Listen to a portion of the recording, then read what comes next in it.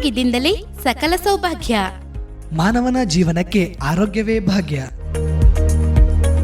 ಮಾನಸಿಕ, ದೈಹಿಕ, ಸಾಮಾಜಿಕ ಸುಸ್ಥಿತಿ, ಮಹಿಳೆಯರು, ಮಕ್ಕಳು, ಹಿರಿಯರು, ಹದಿಹರೆಯದವರ ಸ್ವಾಸ್ಥ್ಯ ಆರೋಗ್ಯ ಸುಸ್ಥಿರತೆಯೆಡೆಗೆ ಕೊಂಡೊಯ್ಯುವ ಕಾರ್ಯಕ್ರಮವೇ ಆರೋಗ್ಯದಂಗಳ. ತಪ್ಪದೇ ಕೇಳಿ. ಪ್ರತಿ ಬುಧವಾರ ಬೆಳಿಗ್ಗೆ 9:20 ಮರುಪ್ರಸಾರ ಶುಕ್ರವಾರ ಸಂಜೆ 6:50. ತಪ್ಪದೇ ಕೇಳಿ ನಿಮ್ಮ ನೆಚ್ಚಿನ ಜನಧ್ವನಿ ಬಾನುಲಿಯಲ್ಲಿ.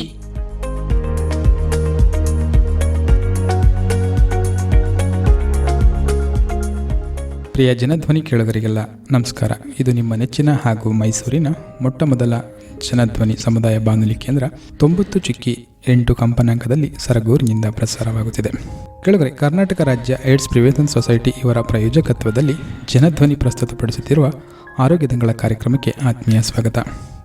ಇವತ್ತಿನ ಆರೋಗ್ಯದಂಗಳ ಕಾರ್ಯಕ್ರಮದಲ್ಲಿ ಗರ್ಭಿಣಿಯರಲ್ಲಿ HIV ಸೋಂಕು ಮತ್ತು ಪರೀಕ್ಷೆ ಎಂಬ ವಿಷಯವನ್ನು ಕುರಿತು ಇವತ್ತು ಮಾತನಾಡಲು ನಮ್ಮ ಜೊತೆ ಇದ್ದಾರೆ ವಿವೇಕಾನಂದ ಸ್ಮಾರಕ ಆಸ್ಪತ್ರೆಯ ಪ್ರಸೂತಿ ಮತ್ತು ಸ್ತ್ರೀರೋಗ ತಜ್ಞರು ಹಾಗೂ ಉಪನಿರ್ದೇಶಕರಾದ ಡಾಕ್ಟರ್ ಶಂಕರ್ ಎಚ್ಕೆರ್ ಅವರು. ಸರ್, ಕಾರ್ಯಕ್ರಮಕ್ಕೆ ಆತ್ಮೀಯ ಸ್ವಾಗತ. Thank you.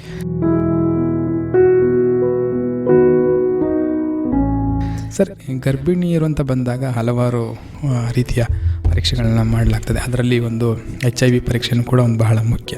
ಆ ಒಂದು HIV ಪರೀಕ್ಷೆ ಅಂತ ಬಂದಾಗ ಯಾವ ಸಮಯದಲ್ಲಿ ಈ ಒಂದು ಗರ್ಭಿಣಿಯರಿಗೆ HIV ಪರೀಕ್ಷೆಯನ್ನು ಮಾಡಲಾಗ್ತದೆ ಸರ್?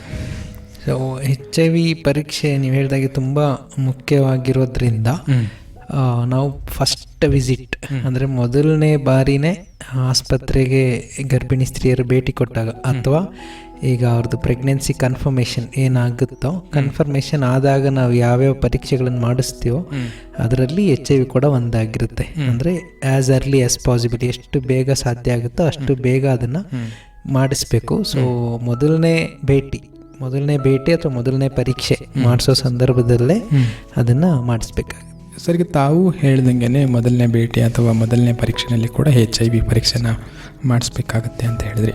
ಹಾಗಾದರೆ ಈ ಒಂದು ಗರ್ಭಿಣಿ ಸಮಯದಲ್ಲಿ ಒಂದು HIV ಪರೀಕ್ಷೆ ಅಂತಕ್ಕಂಥದ್ದು ಎಷ್ಟು ಮುಖ್ಯ ಸರ್? ತುಂಬ ಮುಖ್ಯವಾದಂತಲೇ ಹೇಳಬೇಕು. ಯಾಕಂದ್ರೆ ಬೇರೆ ಎಲ್ಲ ಪರೀಕ್ಷೆಗಳಿಗಿಂತ HIV ಅತ್ಯಂತ ಮುಖ್ಯ ಆಗುತ್ತೆ. ಯಾಕಂದರೆ ಮೊದಲನೇದಾಗಿ ಎಷ್ಟೊಂದು ಜನಕ್ಕೆ ಅದು ಗೊತ್ತಿಲ್ಲದೆ ಇರ್ಬೋದು. ಅಂದರೆ ಎಷ್ಟು ತುಂಬ ಕೇಸಸ್ ಆವಾಗಲೇ ಗೊತ್ತಾಗುತ್ತೆ HIV ಇದೆ ಅಂತ ಹೇಳಿ ಮೊದಲನೇದಾಗಿ. ಯಾಕಂದರೆ ಅವ್ರಿಗೆ ಅಥವಾ ಹಸ್ಬೆಂಡ್ಗೆ ಇರ್ಬೋದು, ಅವ್ರು ರಿವೀಲ್ ಮಾಡದೇ ಇರ್ಬೋದು, ಅಥವಾ ಇಬ್ಬರಿಗೂ ರಿಸ್ಕ್ ಫ್ಯಾಕ್ಟರ್ ಇಲ್ಲದೆ ಮುಂಚೆ ಯಾವುದೋ ಬ್ಲಡ್ ಟ್ರಾನ್ಸ್ಫ್ಯೂಷನ್ ಎಲ್ಲ ಅದು ಟ್ರಾನ್ಸ್ಫರ್ ಆಗಿ ಅಥವಾ ಯಾವುದೋ ನೀಡಲ್ ಪ್ರಿಕ್ ಆಗಿ ಗೊತ್ತಾಗದೆ ಆವಾಗ ಆಗಿರೋದಿರ್ಬೋದು. ಆದರೆ HIV ಅದು ಸೋಂಕು ಬರೋದಕ್ಕೂ ಅದ್ರ ರೋಗ ಲಕ್ಷಣ ಕಾಣಿಸ್ಕೊಳ್ಳೋದಕ್ಕೂ ತುಂಬ ದಿನಗಳು ವ್ಯತ್ಯಾಸ ಇರ್ತದೆ. ಸೊ ಹಾಗಾಗಿ ಅವ್ರಿಗೆ ಇದ್ರೂ ಗೊತ್ತಿಲ್ಲದೆ ಇರ್ಬೋದು, ಆವಾಗ ಗೊತ್ತಾಗೋ ಸಾಧ್ಯತೆ ಹೆಚ್ಚಾಗಿರುತ್ತೆ. ಅದು ಮೊದಲನೇ ರೀಸನ್.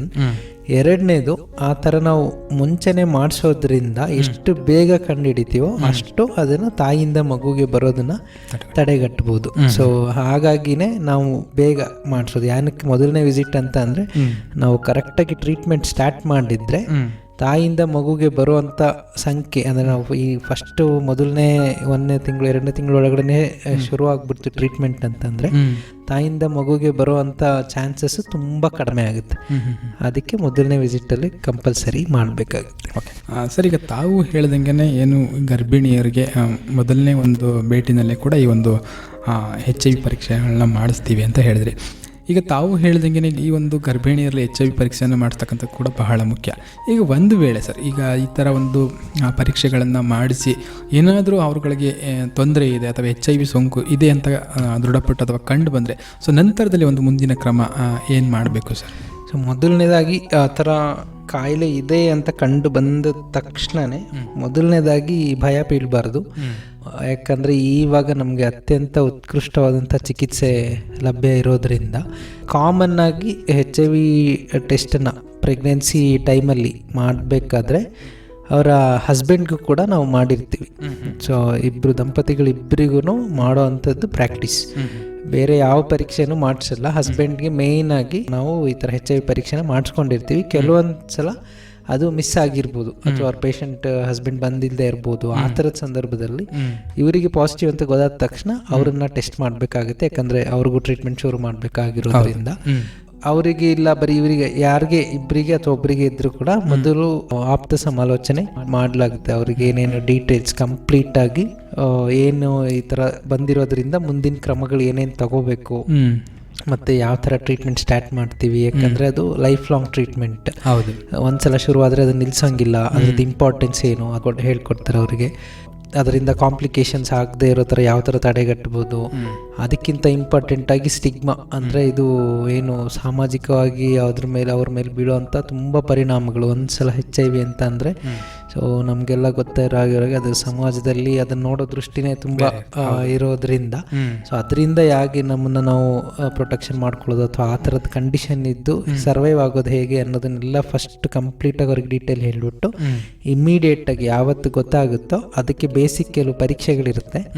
ಅಂದರೆ ವೈರಲ್ ಲೋಡ್ ಅವ್ರದ್ದು ಎಷ್ಟು ಅಂದರೆ ವೈರಾಣುಗಳ ಸಂಖ್ಯೆ ಅಥವಾ ಅವರ ಬಾಡಿಲಿ ಅದರದ್ದು ಕಾನ್ಸಂಟ್ರೇಷನ್ ಎಷ್ಟಿದೆ ಅಂತ ಚೆಕ್ ಮಾಡಿಕೊಂಡು ಆವಾಗಿಂದ ನಾವು ಇಮಿಡಿಯೇಟಾಗಿ ಟ್ರೀಟ್ಮೆಂಟನ್ನು ಸ್ಟಾರ್ಟ್ ಮಾಡಬೇಕಾಗುತ್ತೆ. ಸರ್, ಈಗ ತಾವು ಹೇಳ್ದಂಗೆ ಏನು ಈ ಥರ ಒಂದು ವೇಳೆ ಸೋಂಕು ಇದೆ ಅಂತ ದೃಢಪಟ್ಟ ನಂತರ ಅವ್ಗಳಿಗೆ ಇಮಿಡಿಯೇಟಾಗಿ ನಾವು ಟ್ರೀಟ್ಮೆಂಟನ್ನು ಶುರು ಮಾಡಬೇಕು ಅಂತ ಹೇಳಿದ್ರಿ.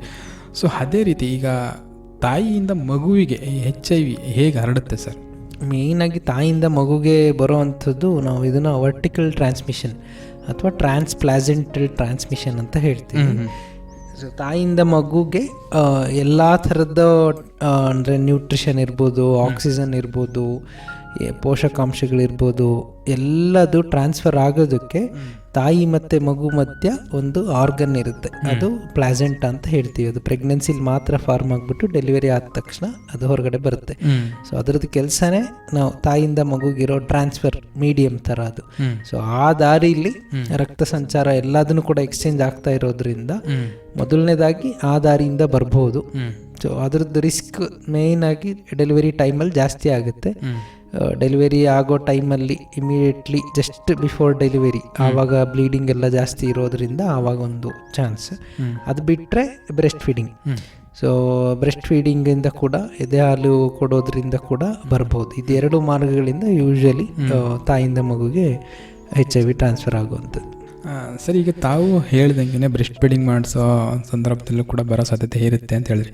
ಈಗ ತಾವು ಹೇಳೋದ ಪ್ರಕಾರ HIV ಸಂಖ್ಯೆ ಇರುವ ತಾಯಿಯಿಂದ ಮಗುವಿಗೆ ಎದೆ ಹಾಲು ಕುಡಿಸೋದ್ರಿಂದ ಶೇಕಡರಷ್ಟು ಎಷ್ಟು ಸೋಂಕು ಮಗುವಿಗೆ ಬರೋ ಸಾಧ್ಯತೆ ಇರುತ್ತೆ ಸರ್? ಇದು ಅಂದರೆ ಎರಡು ಥರ. ಒಂದು ನಮಗೆ ಪೇಷಂಟ್ಗೆ ಅನ್ಡಿಟೆಕ್ಟೆಡ್ ಇದ್ದಾರೆ, ಅವ್ರಿಗೆ ಗೊತ್ತಿಲ್ಲ, ಟ್ರೀಟ್ಮೆಂಟ್ ಇಲ್ಲ, ಟ್ರೀಟ್ಮೆಂಟ್ ತಗೋತಾ ಇಲ್ಲ ಅಂತ ಅಂದರೆ ಆವಾಗ ಜಾಸ್ತಿ ಇರುತ್ತೆ ರಿಸ್ಕ್. ತಾಯಿಯಿಂದ ಮಗುವಿಗೆ ಬ್ರೆಸ್ಟ್ ಫೀಡಿಂಗ್ ಮಾಡಿಸಿದಾಗ ಬರುವಂಥದ್ದು 15% ಅಪ್ ಟು 45%, 45% ಕೂಡ ಬರ್ಬೋದು. 15% 45%. ಅದೇ ಪೇಷಂಟ್ ಆಲ್ರೆಡಿ ಟ್ರೀಟ್ಮೆಂಟ್ ತಗೋತಾ ಇದ್ದಾರೆ ಅಂದರೆ ಅವ್ರ ಪ್ರೆಗ್ನೆನ್ಸಿಲೇ ಟ್ರೀಟ್ಮೆಂಟ್ ಶುರು ಆಗಿದೆ, ಡೆಲಿವರಿ ಆದಮೇಲೂ ಟ್ರೀಟ್ಮೆಂಟ್ ಕಂಟಿನ್ಯೂ ಮಾಡ್ತಿದ್ದಾರೆ, ಕರೆಕ್ಟಾಗಿ ತಗೋತಾ ಇದ್ದಾರೆ ಅಂದರೆ ಲೆಸ್ ದೆನ್ 1%, 1%ಕ್ಕಿಂತ ಕಡಿಮೆ ಬರುವಂಥ ಚಾನ್ಸಸ್ ಇರುತ್ತೆ. ಸೊ ಹಾಗಾಗಿ ಟ್ರೀಟ್ಮೆಂಟ್ನ ಕೊಡೋದು. ಮತ್ತು ಬ್ರೆಸ್ಟ್ ಫೀಡಿಂಗ್ ಎರಡು ಥರ ಆಪ್ಷನ್ಸ್ ಇದೆ.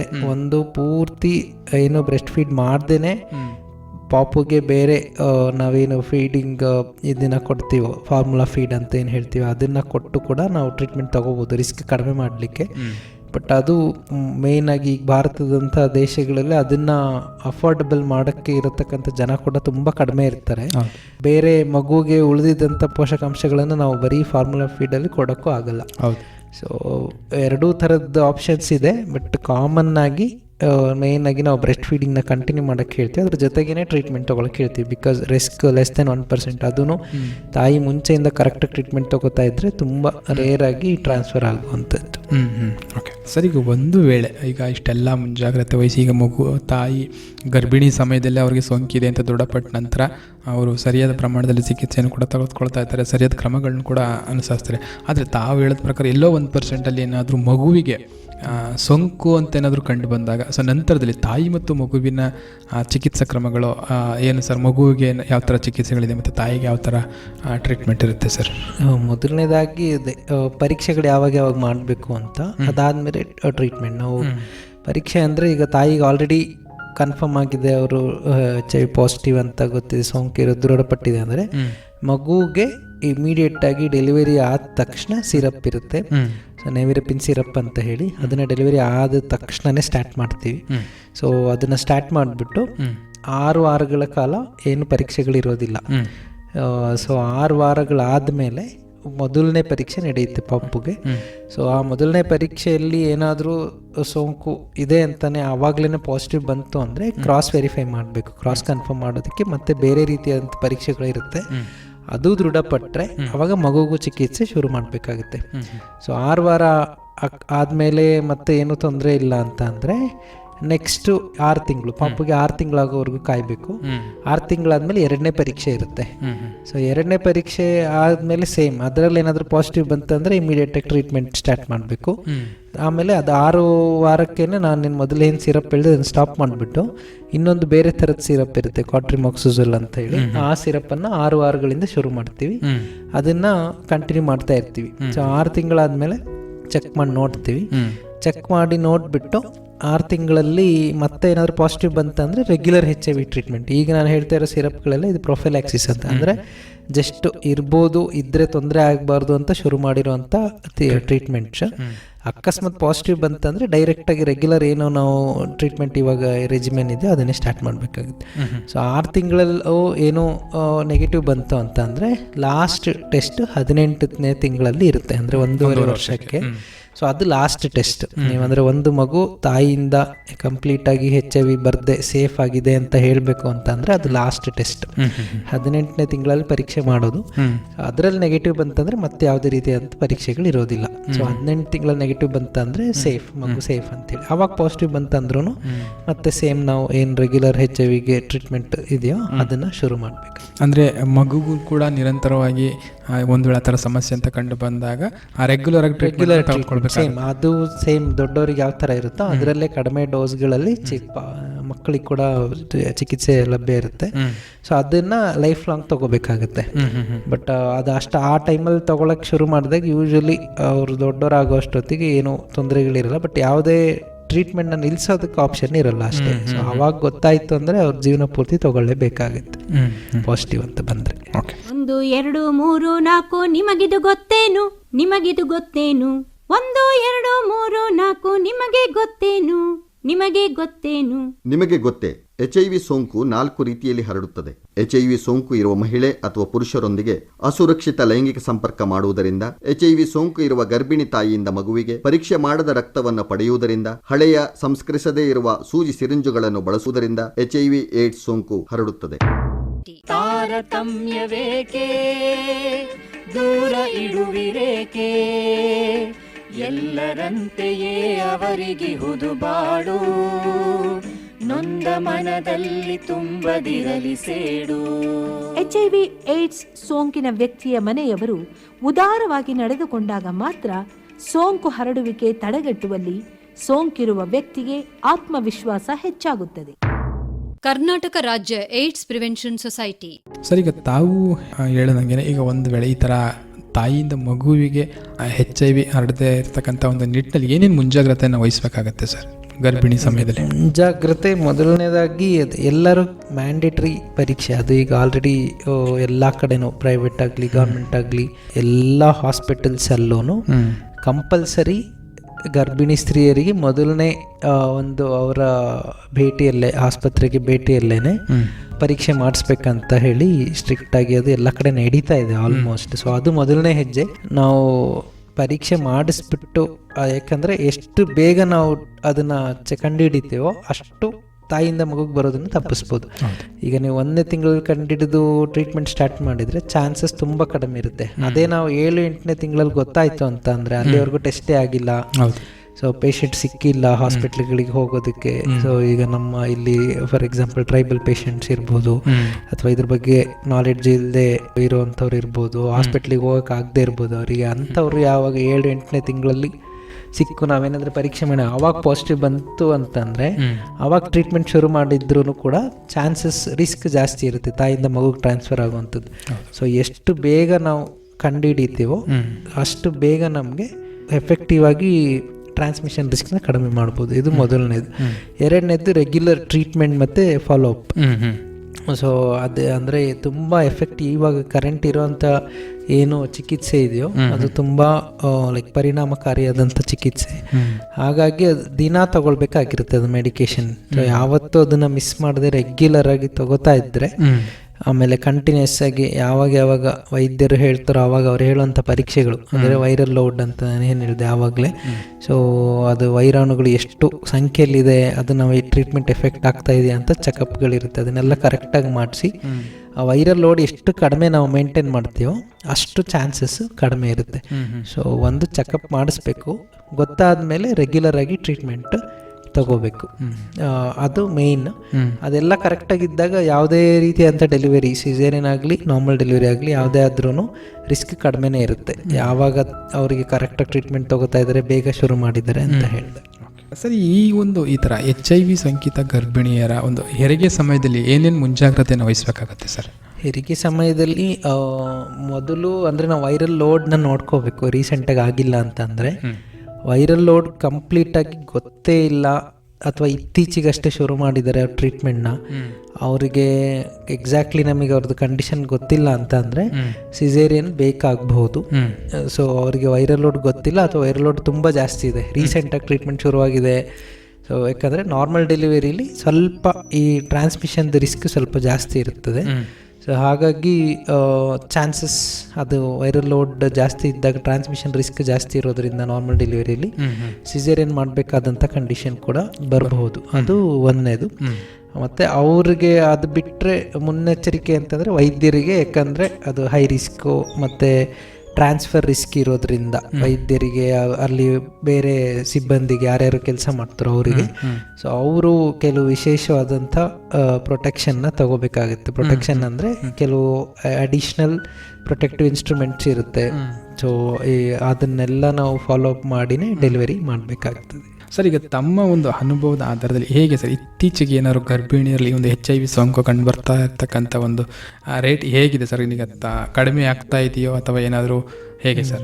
ಇನ್ ಜನರಲ್ HIV ಕಡಿಮೆನೇ ಆಗ್ತಾ ಇದೆ. ಅಂದರೆ ನೀವು ಬರೀ ಗರ್ಭಿಣಿ ಅಂತಲ್ಲ, ಯಾವುದೇ ಥರದನ್ನು ನಾವು ಟೋಟಲ್ ಪಾಪ್ಯುಲೇಷನ್ನಲ್ಲಿ ಪ್ರಿವಿಲೆನ್ಸ್ ಅಂತ ಏನು ಹೇಳ್ತೀವಿ ಅದನ್ನು, ಅಂದರೆ ಕಾಯಿಲೆ ಸಂಖ್ಯೆ ಅಥವಾ ಕಾಯಿಲೆ ಇರೋರ ಸಂಖ್ಯೆ ನೋಡಿದರೆ ಅಥವಾ ಹೊಸ ಇನ್ಸಿಡೆನ್ಸ್ ಹೊಸದಾಗಿ ಡಿಟೆಕ್ಟ್ ಆಗುವಂಥವ್ರ ಸಂಖ್ಯೆ ತುಂಬಾ ಕಡಿಮೆ ಆಗಿದೆ. ಅಂದರೆ ಈಗಿರೋ ಸದ್ಯದ ಟ್ರೀಟ್ಮೆಂಟ್ಗಳಲ್ಲಿ ಒಂದು ಎಲ್ಲರಿಗೂ, ಎಲ್ಲ ಗರ್ಭಿಣಿ ಸ್ತ್ರೀಯರಿಗೂ ನಾವು ರೆಗ್ಯುಲರಾಗಿ ಚೆಕ್ ಮಾಡ್ತಾ ಇರೋದ್ರಿಂದ ಅವರಿಂದ ಅವ್ರ ಮಕ್ಕಳಿಗೆ ಬರುವಂಥ ಸಂಖ್ಯೆನೂ ಕಡಿಮೆ ಆಗಿದೆ.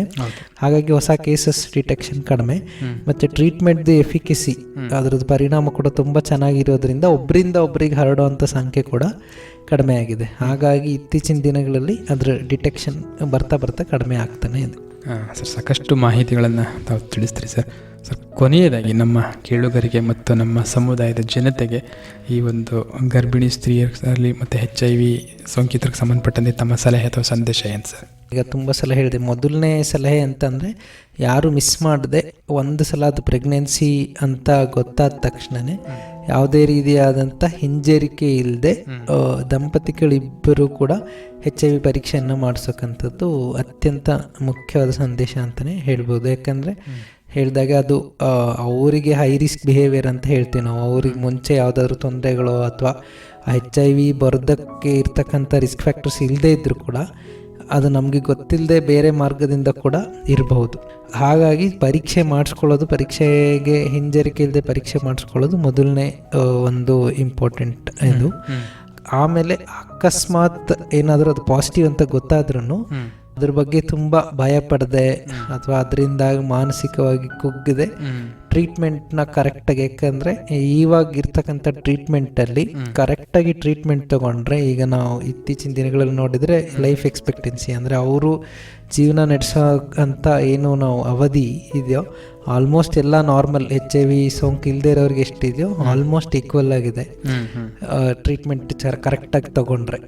ಆಮೇಲೆ ಸೇಮ್ ನಾರ್ಮಲ್ ಏನು ಕಾಮನ್ ಸಾಮಾನ್ಯವಾದಂಥ ಹೆಲ್ದಿಯಾದಂಥ ಜೀವನವನ್ನೇ ನಡೆಸ್ಬೋದು. ಅದೊಂದು ಮಾತ್ರ ಎಕ್ಸ್ಟ್ರಾ ಇರುತ್ತೆ ಅನ್ನೋದು ಬಿಟ್ಟರೆ ಅಡಿಷ್ನಲ್ ಆಗಿ ಮುಂಚೆ ತುಂಬ ಅದರಿಂದ ಸೆಕೆಂಡ್ರಿ ಕಾಂಪ್ಲಿಕೇಶನ್ಸ್ ಅಂತ ಏನು ಹೇಳ್ತೀವಿ, ಆ HIV ಬೇರೆ ಬೇರೆ ಕಾಯಿಲೆಗಳು ಅಡಿಷ್ನಲ್ ಆಗಿ ಬರ್ತಾ ಇತ್ತು. ಸೊ ಈಗಿರೋ ಟ್ರೀಟ್ಮೆಂಟಲ್ಲಿ ಅದರದ್ದೆಲ್ಲ ಸಂಖ್ಯೆ ತುಂಬ ಕಡಿಮೆ ಇರೋದ್ರಿಂದ ಕರೆಕ್ಟಾಗಿ ಟ್ರೀಟ್ಮೆಂಟ್ ತಗೊಂಡ್ರೆ ಪೂರ್ತಿ ನಾವು ಟ್ರೀಟ್ಮೆಂಟ್ನ ಕಂಪ್ಲೀಟ್ ಮಾಡಿದಾಗ ಅಥವಾ ಯಾವುದೇ ಮಿಸ್ ಮಾಡದೆ ತಗೊಳ್ದಾಗ ಆದಷ್ಟು ಆರೋಗ್ಯಕರವಾದ ಜೀವನವನ್ನು ನಡೆಸೋದಕ್ಕೆ ಸಾಧ್ಯ ಇದೆ. ಸೊ ಯಾರೇ ಭಯ ಪಡದೆ ಒಂದು ಪರೀಕ್ಷೆಗಳನ್ನು ಮಾಡಿಸ್ಬೇಕು. ಪರೀಕ್ಷೆ ಅದು ಪಾಸಿಟಿವ್ ಅಂತ ಅಕಸ್ಮಾತಾಗಿ ಗೊತ್ತಾದರೆ ಯಾವುದೇ ಹಿಂಜರಿಕೆ ಇಲ್ಲದೆ ಟ್ರೀಟ್ಮೆಂಟ್ನ ತಗೋಬೇಕು. ತುಂಬ ಧನ್ಯವಾದಗಳು ಸರ್. ಇಷ್ಟೊತ್ತು ನಮ್ಮ ಜೊತೆ ಈ ಒಂದು ಕಾರ್ಯಕ್ರಮದಲ್ಲಿ ಭಾಗವಹಿಸಿ ಗರ್ಭಿಣಿ ಮಹಿಳೆಯರಲ್ಲಿ HIV ಸೋಂಕಿನ ಕುರಿತು ಸಾಕಷ್ಟು ಮಾಹಿತಿಯನ್ನು ನಮ್ಮ ಕೇಳುಗರಿಗೆ ಮತ್ತು ಸಮುದಾಯಕ್ಕೆ ತಾವು ತಿಳಿಸ್ಕೊಟ್ಟಿದ್ದೀರಾ. ಅದಕ್ಕಾಗಿ ನಮ್ಮ ಬಾನುಲಿ ಕೇಂದ್ರದ ಪರವಾಗಿ ತಮಗೆ ತುಂಬ ಹೃದಯದ ಧನ್ಯವಾದಗಳು ಸರ್. Thank you. ತಾರತಮ್ಯವೇಕೆ ದೂರ ಇಡುವಿರೇಕೆ ಎಲ್ಲರಂತೆಯೇ ಅವರಿಗಿಹುದು ಬಾಳು ನೊಂದ ಮನದಲ್ಲಿ ತುಂಬದಿರಲಿ ಸೇಡು. HIV ಏಡ್ಸ್ ಸೋಂಕಿನ ವ್ಯಕ್ತಿಯ ಮನೆಯವರು ಉದಾರವಾಗಿ ನಡೆದುಕೊಂಡಾಗ ಮಾತ್ರ ಸೋಂಕು ಹರಡುವಿಕೆ ತಡೆಗಟ್ಟುವಲ್ಲಿ ಸೋಂಕಿರುವ ವ್ಯಕ್ತಿಗೆ ಆತ್ಮವಿಶ್ವಾಸ ಹೆಚ್ಚಾಗುತ್ತದೆ. ಕರ್ನಾಟಕ ರಾಜ್ಯ ಏಡ್ಸ್ ಪ್ರಿವೆನ್ಷನ್ ಸೊಸೈಟಿ. ಕೆಳಗರೆ ಇದುವರೆಗೂ ಕರ್ನಾಟಕ ರಾಜ್ಯ ಏಡ್ಸ್ ಪ್ರಿವೆನ್ಷನ್ ಸೊಸೈಟಿ ಇವರ ಪ್ರಾಯೋಜಕತ್ವದಲ್ಲಿ ಜನಧ್ವನಿ ಪ್ರಸ್ತುತಪಡಿಸಿದ ಆರೋಗ್ಯ ದಂಗಳ ಕಾರ್ಯಕ್ರಮದಲ್ಲಿ ಗರ್ಭಿಣಿ ಮಹಿಳೆಯರಲ್ಲಿ HIV ಸೋಂಕಿನ ಪರೀಕ್ಷೆಯನ್ನು ಕುರಿತು ಇದುವರೆಗೂ ನಮ್ಮ ಜೊತೆ ಕಾರ್ಯಕ್ರಮದಲ್ಲಿ ಮಾತನಾಡಿದವರು ವಿವೇಕಾನಂದ ಸ್ಮಾರಕ ಆಸ್ಪತ್ರೆಯ ಪ್ರಸೂತಿ ಮತ್ತು ಸ್ತ್ರೀರೋಗ ತಜ್ಞರು ಹಾಗೂ ಉಪನಿರ್ದೇಶಕರಾದ ಡಾಕ್ಟರ್ ಶಂಕರ್ ಎಚ್ಕಿರವರು. ಇದು ಇವತ್ತಿನ ಆರೋಗ್ಯ ದಂಗಳ ಕಾರ್ಯಕ್ರಮ. ಮತ್ತೆ ಮತ್ತೊಂದು ಆರೋಗ್ಯ ದಂಗಳ ಕಾರ್ಯಕ್ರಮದಲ್ಲಿ ಭೇಟಿಯಾಗೋಣ. ಅಲ್ಲಿವರೆಗೂ ಕೇಳ್ತಾ ಇರಿ ಜನಧ್ವನಿ. ನಮಸ್ಕಾರ. ಆರೋಗ್ಯದಿಂದಲೇ ಸಕಲ ಸೌಭಾಗ್ಯ. ಮಾನವನ ಜೀವನಕ್ಕೆ ಆರೋಗ್ಯವೇ ಭಾಗ್ಯ. ಮಾನಸಿಕ, ದೈಹಿಕ, ಸಾಮಾಜಿಕ ಸುಸ್ಥಿತಿ, ಮಹಿಳೆಯರು, ಮಕ್ಕಳು, ಹಿರಿಯರು, ಹದಿಹರೆಯದವರ ಸ್ವಾಸ್ಥ್ಯ ಆರೋಗ್ಯ ಸುಸ್ಥಿರತೆಯೆಡೆಗೆ ಕೊಂಡೊಯ್ಯುವ ಕಾರ್ಯಕ್ರಮವೇ ಆರೋಗ್ಯ ದಂಗಳ. ತಪ್ಪದೇ ಕೇಳಿ ಪ್ರತಿ ಬುಧವಾರ ಬೆಳಿಗ್ಗೆ 9:20 ಮರುಪ್ರಸಾರ ಶುಕ್ರವಾರ ಸಂಜೆ 6:50. ತಪ್ಪದೇ ಕೇಳಿ ನಿಮ್ಮ ನೆಚ್ಚಿನ ಜನಧ್ವನಿ ಬಾನುಲಿಯಲ್ಲಿ.